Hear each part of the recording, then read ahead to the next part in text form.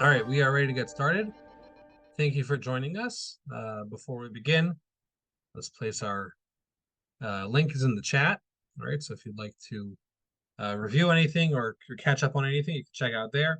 Again, as I was talking to Maya earlier, unfortunately, I was not feeling well last week, so we did not have a class.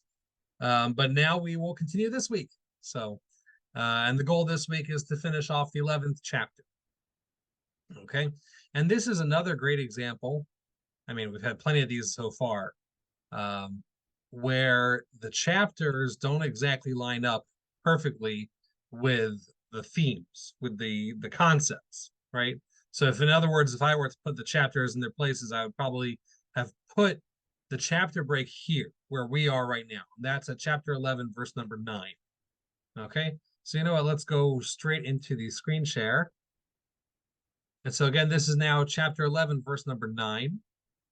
And I believe that we are now officially in the closing of the book. Okay, I would say we're kind of in the winding down of the book of Kohelet. All right, and that's really what we're going to find over here is in verse number 9 is going to be the beginning of him winding down. You could possibly also look at this as kind of the last theme. So it does. You don't have to necessarily look at it as a conclusion necessarily, but I think it is a sorry, I think it is a move towards finishing. Okay, that's what he's doing over here. All right, and so with that, let's take a look at the verse. This is a pretty long verse, and I think there's actually quite a bit in here. There's something that we're going to see from the words themselves, and then there's other things that we're going to also see from what the sages describe in this verse, and I think they actually go hand in hand very well. So it doesn't always work out like that. Sometimes I think that the sages are coming to teach a lesson, even though the words don't always strictly mean what they're saying it means. And then there's also times like this where the two really go hand in hand very well. All right, so let's take a second over here again. Let's look at this as the final chapter. Okay, and the verse goes like this. It says, "Samach bachur biyaldutecha." You, the young man in this case, he words it towards a young man. You young man should be happy in your childhood. V'tivcha libecha, your heart should be good for you. B'mei v'churotecha, in the days of your young adulthood, your young manhood. V'halech b'darchei libecha, you should go in the ways of your heart. Uvmare inecha, and in the sights of your eyes. Vida, and you should know. Ki al kol ele, for all these things, Yeviacha ha'elokim b'mishpat, God will bring you to justice. Okay. Now, let's read it one more time before we get into into anything else. Again, there's a long verse, so we'll break it up again. Samach b'chur b'yaldutecha, you young man should be happy in your childhood. V'tivcha libecha b'mei v'churotecha, and you should be good. Your heart should be good for you, or you should be good for your heart, actually.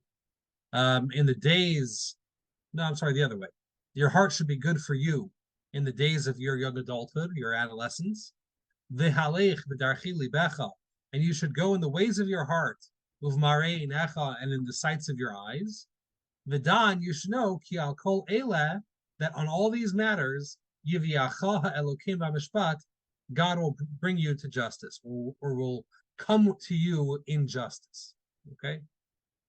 Yeah, just to discuss this verse, Elokim, I'm pronouncing it with the K sound here because it's a name of God, right? So Elokim. It happens to be there is another way of looking at this. It's not necessarily that God will bring you to justice. Elohim, if we were to read it with the actual how it's spelled, meaning does not necessarily mean God himself.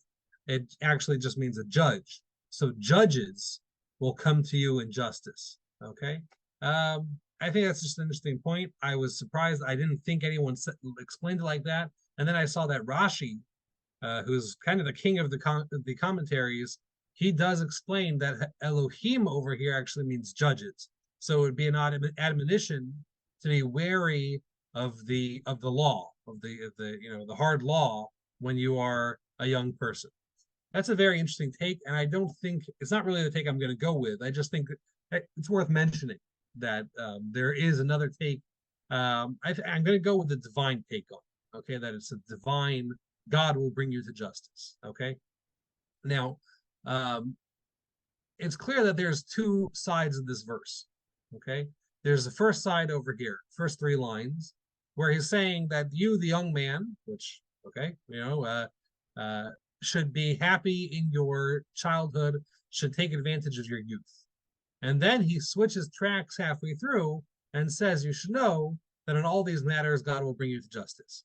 Well, those are two very different, seemingly very different messages. All right, they seem to express very, very different ideas.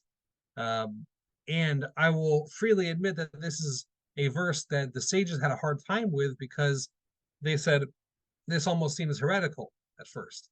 Well, if King Solomon's telling you that you should go ahead and follow the ways of your heart, well, that's all seems like heresy to me, is what the sages say. And this is actually we've discussed this before, especially way at the beginning. We discussed, I think, in the first class we discussed this. I don't know if either of you were here when we did the first class, but if I believe we discussed it then. Maybe it was the second class. There was I discussed the fact that the sages, when there's a period of time when they were canonizing the Bible. All right, so we end up in Jewish culture and Jewish religion, we have 24 books of the Bible, right? The Tanakh. Okay. So when they were canonizing, when they were deciding what books made it in and what books did not make it in, there was a discussion about whether Kohelet should be included or not. And this is one of the questions, is because he says certain things that at first glance seem heretical. Okay. And unless you take the time to dig into it and figure out what's going on, you might come away with the wrong message. All right, we had that earlier. He says, "Don't be so righteous." Okay, well, that's a strange thing for a big rabbi to tell you. Hey, don't be too righteous. And then when we went through it, we figured out that there's actually a way to understand it that's not heretical. So this is another case of that where the way that the sages put it is that we say in the Shema prayer, okay, the Shema, the third chapter of the Shema, we say, Lo tatura acharei levavchem v'acharei nechem, do not follow after your eyes and after your heart. And over here, he's telling you to do whatever your heart tells you to do and what your eyes see. That seems heretical. And then it says that they got to the second half of the verse, and it says, know that everything's going to be brought before God. They said, oh, okay, fine. It belongs here. It's good. Gets the rubber stamp of the rabbis. Again, it's kind of a funny thing. These are rabbis who are good. Let me see if I'm doing math right. A good 700 to 800 years later, who are deciding whether or not this was appropriate. But okay, that's what it was. They were happy when they saw the second half of the verse. So that kind of leads us. We have to figure out what's going on in this verse in general. Okay, so let's take a little time to break down the verse over here. I think there's one thing that's really important to address. He's throughout the course of the book of Kohelet, in a number of instances, he's gone ahead and spoken in the first person. You should do such and such. It's not always. He doesn't consistently have it that way. In fact, usually he goes on these tracks talking about different things, and then he'll often boil it down at the end. When he finishes a thought, he says, here's your takeaway. That's kind of how we've been learning those comments that he says in the first person. You should do such and such. That's when he's kind of figured out the concept, and he says, all right, now we can walk away with now we have a clear takeaway. So that's what that's what I'm giving you right now. So that's, I think, one of the reasons why I'm saying that this is kind of the end of the book over here, is now he's kind of giving us a good takeaway. It's in Hebrew, we say it's in the nochach. Okay, he's talking directly to you. All right, but then it's interesting because we've never identified, as far as I can recall, in the entire book, we've never identified who the listener is. I mean, it's us. We're the listener. but he's never exactly identified who his target audience is. And that's something in marketing, right? So when your person is doing marketing, the first thing you want to figure out is who's the target audience, because you want to gear your messages towards that target audience. I used to work for a little bit of time in copywriting, so I was writing text for websites. So one of the things you have to know is who are you making this for? If you're making it for academia, let's say, so then you want to use big fancy words and make it sound all smart and hoity-toity, right? If you're doing it for your basic, average you and me, then you want to make sure that it's easy to read and everything like that. So in this entire discussion, he's never necessarily told us who his target audience is. And if you talk to people about the book of Kohelet, you always find this has come up a bunch of times in our discussions, is a lot of people say that it's an old person's book, right? It's a person looking back at the end of their life and saying, these are the things that I've learned and understood. So that's the speaker, though. Here he's telling us a very interesting thing. His target audience is actually the young. He wants the young person to take these lessons and to live their life based on it. Not necessarily to be, he's not in a French salon, talking over these things with equals. He's specifically gearing the messages for people who are at the beginning of their experience. And he wants them to take these lessons and guide their life based on it. I think that's a relatively understandable sentiment for a person who's lived this long experience, that they really want the people, the listener, they want to impart this information to a younger generation. So I think it's interesting. Again, this is the first time he's identified. Again, I believe, I'd have to go back and make sure, but I believe in my memory, this is the first time he's clearly identified who the listener is. And he says, oh, it's actually a young man. A young man is, I'm the Hebrew words technically are in the masculine, but I would say that it would be true both it's not specifically to men necessarily, but I think it's just that's who he geared the main thrust of the language towards. But it's clearly somebody who's in their again, somebody who's youthful. Okay, all right. So, and what he says is that the young person. Let's go with the young person, because I don't want it to be divided on gender lines necessarily. So he says the young person should be happy in their youth. Okay, and then he says that your heart should make you good in your bechurotecha, your adolescence. Okay, now that's actually a hard word to explain. I've been translating bechur as somebody who's youthful. Exactly what period of time is bechur is not 100% clear. In modern lingo, in Hebrew lingo nowadays, bechur is a young man. Okay, so it's like a teen. All right, boys in yeshiva are referred to as yeshiva bachurim. Okay, right. So it's a bacher, right? So bachur would literally mean a young man. It's not necessarily limited to an adolescent. It's not necessarily that old. It's not necessarily that young. I would say it's somebody who's in that kind of period of their life where they're figuring out what's going on, what they want to do with their life. In fact, that's kind of hinted in the word bachur. If you look at the root of it is beit chet reish bachar, which means to choose. Okay, bechira is free will, right? That's a common Jewish concept. Bechira is free will. A bachur is somebody who is in the process of choosing the path of their life, is choosing what they want to do with their future.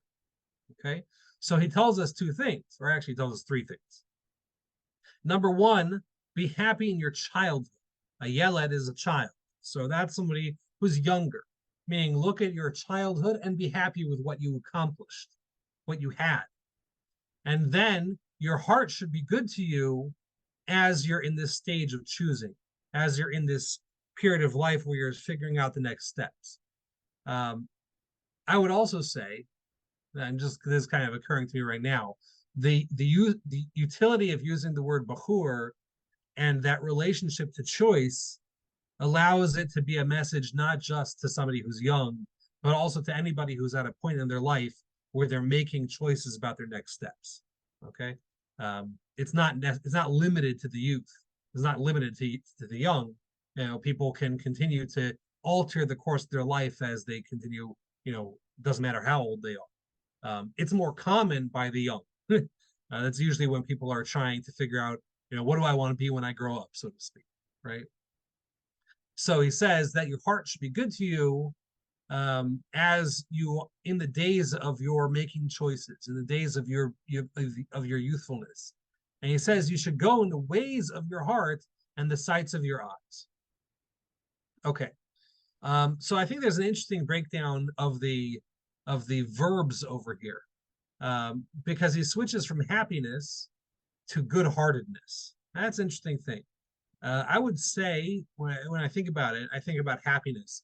Happiness itself is really kind of a selfish experience. Okay, happiness is something you experience. Happiness, not selfish in a derogatory sense, but selfish just as it is a self. It's a inward experience. And so when you think about a child, children do not have the ability or lack the ability to think beyond themselves. In fact, that's actually scientifically true. Up to a certain age, at least let's not call it scientific. This is theoretically true. That up until a certain age, children don't even have the ability to conceptualize another person, or what's going on with other people. They've actually done tests.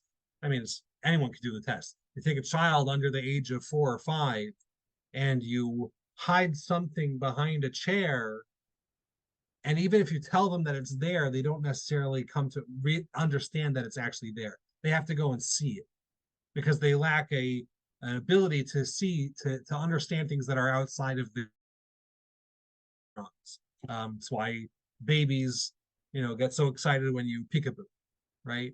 Because you've disappeared and now you're back. All right. So you've actually disappeared for them for that period of time as a baby. You've disappeared when you're doing peekaboo, and then you're back, and it's so exciting. And that develops as we get a little older. Modern thinking is that develops somewhere around 12, 13 into the teens is when a person ceases to be quite as egocentric and starts to understand other people. That's why cognitions and the ability to think more deeply start to develop at that time, because you could get theoretical concepts that are not necessarily just me. So I think it's interesting. His choice is very, very fitting over here. You should find happiness in your childhood. Childhood is a happy experience in the sense that it's a selfish experience, right? So happiness is that selfish, again, not derogatorily selfish, but that selfish experience. I am happy. I'm happy because what I wanted happened, or something like that. So in that sense, childhood is the right time for sameach, or samach. It's the right time for happiness. But as you go into this period of time where you're going to be changing what you do, where you're going to be deciding things, making choices for your future, so he switches into something else. That's tov lev, a good-heartedness. Well, in English, when we say somebody has a good heart, we often think of the fact that they are generous, they're giving, they get along with other people. I think that's true. I think that's just true in the sense of when we say somebody is a tov lev, or somebody has a lev tov, a good heart, that's a hint that they have learned how to navigate those interpersonal relationships. They've now figured out how to include other people. So whereas childhood is this egocentric experience where it's just me, tov lev, or yitivcha libcha, would be a time where your heart should guide you, your ability to connect with other people, your sense of why it's important to contribute to the society around you, that should help guide you. So in other words, your heart should be good to you as you make these choices. you should think about what it is that you have to offer to the rest of the world. You should be guided by your heart, in the sense that you should have a passion in what you do, and allow that to become a contribute something that contributes to everything, to everybody and everything else. So what I understand over here is this vitivcha libcha b'mei v'churotecha is kind of a double-sided um, uh, admonition. Number one is you should think about what you could do to help others, what you could do to work well with other people. That should help guide you as you're trying to figure out what you should do. But that itself should also guide a person in their passions. That they should also be, sorry, the other way. Persons should be guided by their passions. All right. In other words, as you're making these choices to move forward, think about what actually is your passion. What's your heart? And you should allow that. What do you have an emotional connection to, and allow that to help you make your choices moving forward. Okay. And based on that, he says, "V'halech b'darchei libcha," you should walk in those ways. Again, you should follow your passions as you make your choices. Again, what do I want to be when I grow up? As the Bachur would ask, right? So that answer to that question is partially that you should walk in the ways of your heart. All right, you should walk in what drives you, what motivates you.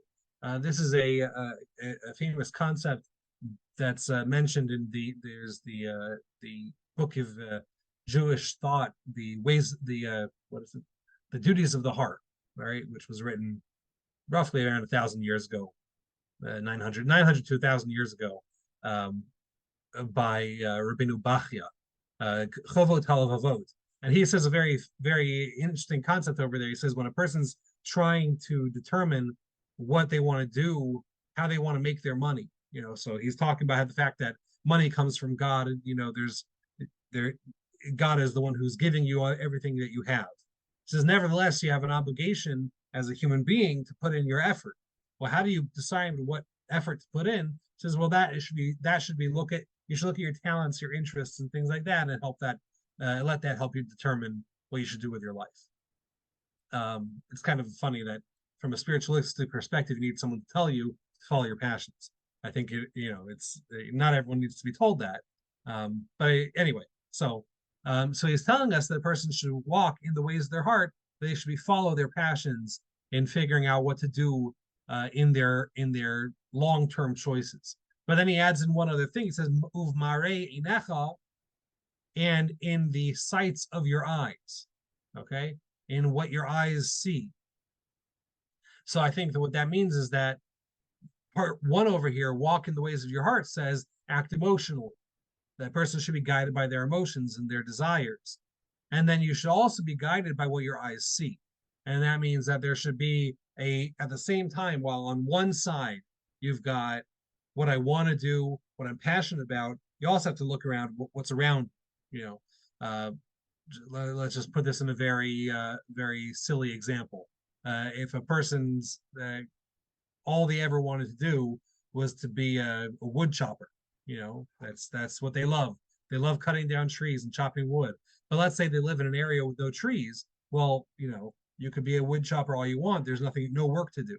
So I think that there's like this double less. He says, be guided by your emotions, by your passions, but also have your eyes open. Be looking around and seeing what's going on around you, and also let that guide you. Don't be a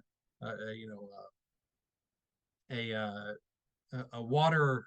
They used to have the water drawers. People would draw water from wells. Okay, so don't be that when you live in a time with plumbing. No one needs that. It's not anything that anyone needs. So I think that's a double. Again, it's two sides. He says, be guided by your emotions, but also have your eyes open, understand what's needed, what's desired from the world around you. Okay, I always think. I mentioned before how I used to work for a little bit as a copywriter, and one thing led to another, and I got out of that line of work, which I'm happy about now, because with the growth of artificial intelligence, I don't think there's going to be much work for copywriters anymore. So luckily, thanks to God, I'm out of that business before it just disappeared. So you have to be guided again by number one, what you're passionate about. Number two, what is needed around you. Have your eyes open. And so on this, we find that there's something very dangerous. If you tell a young person, right, especially if we do go with the gendered young man, tell a young man, you know what you need to do? You need to follow your passions, do what your eyes see, well, be happy with your childhood, take advantage of your youth. You're going to end up with some very dangerous situations. I think that's why, even in this very insightful uh, piece of wisdom over here, he also says, don't go crazy. He says you have to understand that what you do is being watched by someone. Okay. Again, we could go with I think what I think is the basic understanding of the verse over here, that what you're doing is being watched by God. What you're doing is can be brought to justice by God. If you want to take it on a much more much more mundane sense, then it's that watch out, because there's laws you have to keep. Elohim, the judges will bring you to court, right? So literally, the person has to be careful. Again, especially if we're talking about somebody in the virility of their youth, you want to let them know there's consequence. I'm not saying there's no consequences. Obviously, you have to know that everything that you do will be brought to justice. Everything has to fit within the confines, within the rules that are laid out. Again, whether those are social or spiritual rules. But that's an important thing to say. The sages put a very interesting voice to this. They say from the beginning of the verse until uvmare necha, when he is saying, "Be happy with your youth and let your heart be good to you in your adolescence, and walk in the ways of your heart and what your eyes see." The sages voice that as they say that until that's the evil inclination talking, and then the good inclination, the Yetzer Tov, says, but you should know that everything you do is coming to justice. I think it's a bit of I think it's a allegorical sense, kind of that they're saying over there. These three lines can be construed as the devil on your shoulder, saying these ideas. Devil on the shoulder is not a Jewish concept, by the way. Just want to make that clear. We don't have an evil force like the devil who's fighting with God. But I'm just using that for illustration, right? So that would be the bad side, the dark side, trying to convince the person, and then this would be the light side. I'm going to go with the Star Wars example instead, right?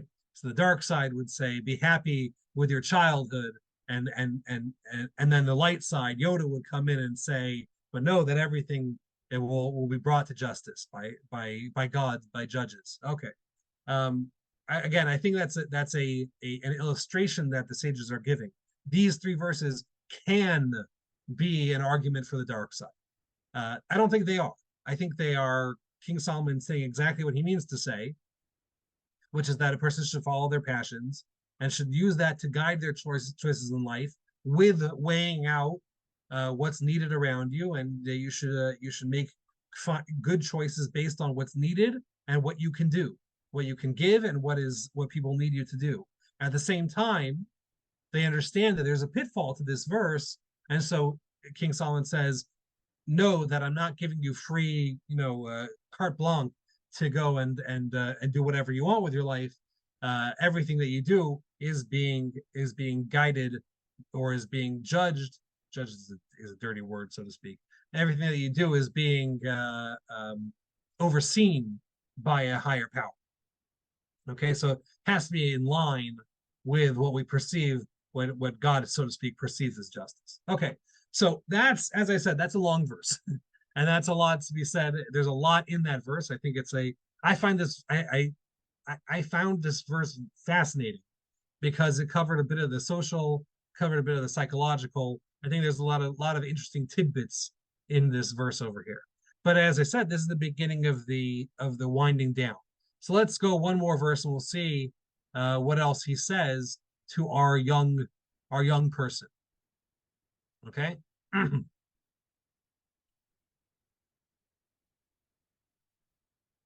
this is a there's interesting construction in this verse over here. Again, this is the last verse in chapter 11, verse number 10. And he says, "V'haser ka'as mi libecha." You should remove anger from your heart. V'ha'aver ra'ah mi b'sarecha, and you will remove wickedness from your flesh. Ki hayaldut v'hashachrut havel, because childhood and shacharut, we'll discuss that in a second, are havel. Okay, there we're back to our steam. Okay, things that are havel. Okay, let's read the verse one more time. Pretty short verse actually. V'haser ka'as milibecha, remove anger from your heart. V'haver ra'ah mibsarecha, and you will remove evil from your flesh. Ki hayaldut v'hashachrut havel, because childhood and shacharut are havel. Okay, let's first discuss shacharut, even though it's not really the beginning of the verse. Wait a sec. Before you do that, yeah, can you talk about the word v'ha'aver? Yes, I will get to that in a second. I want to first discuss shacharut just so I get it out of the way. Then I'll come back to v'haver. Yeah. That is what I'm gonna get to. Shacharut, just there's two explanations about what this word means. What I've always understood it to mean, and what I think almost everyone understands it to mean. Almost all the commentaries understand that shacharut means darkness. In this sense, dark hair. Okay, dark hair. So yaldut would be childhood. Shacharut is while your hair is still dark.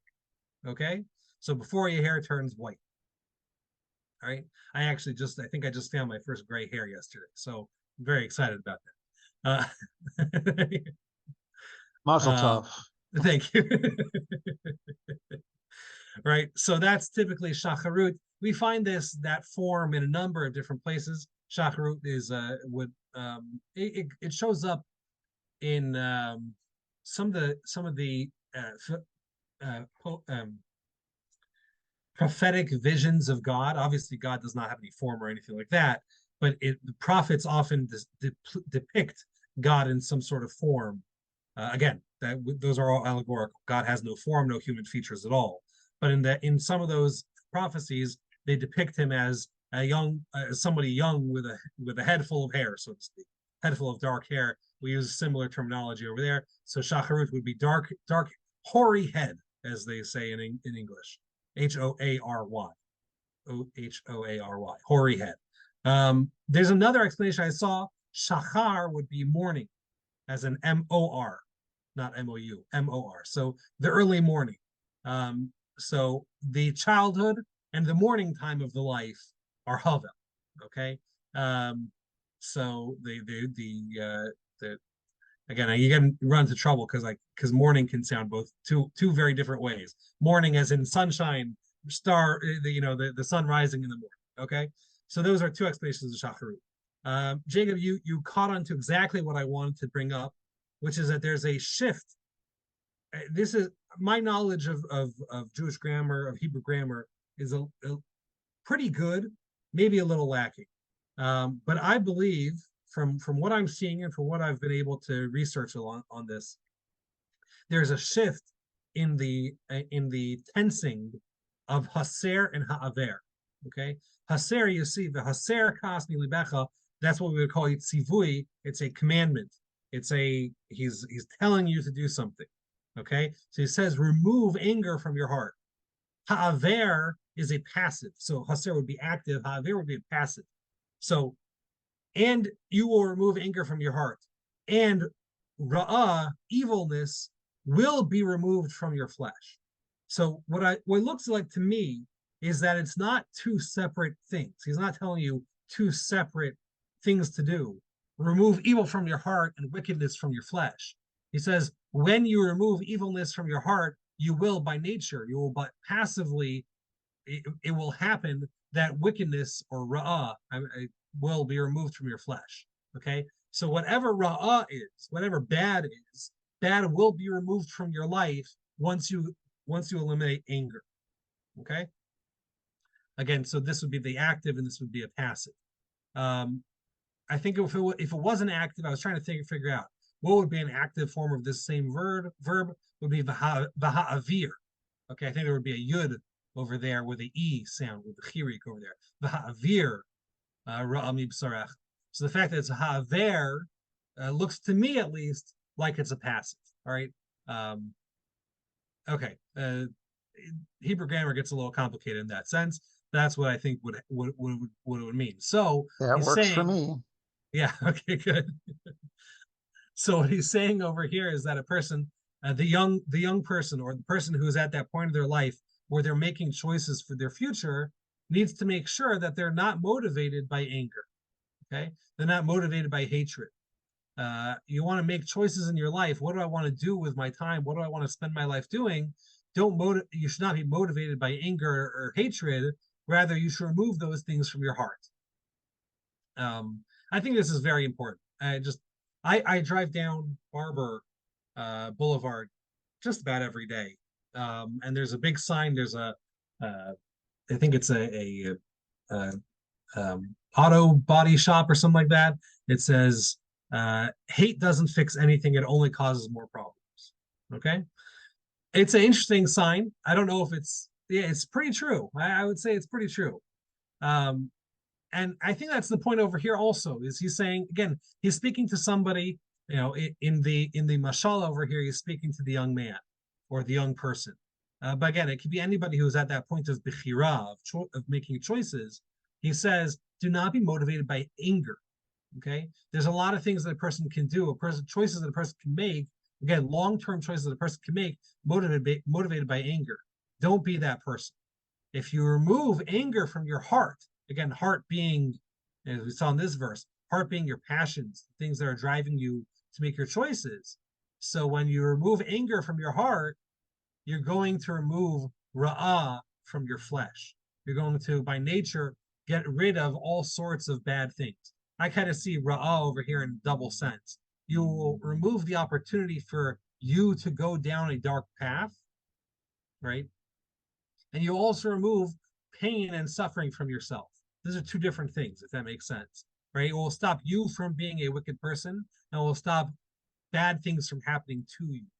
Okay, so from that, I think that's kind of the mibsarecha, from your flesh, kind of gives that both of those ideas.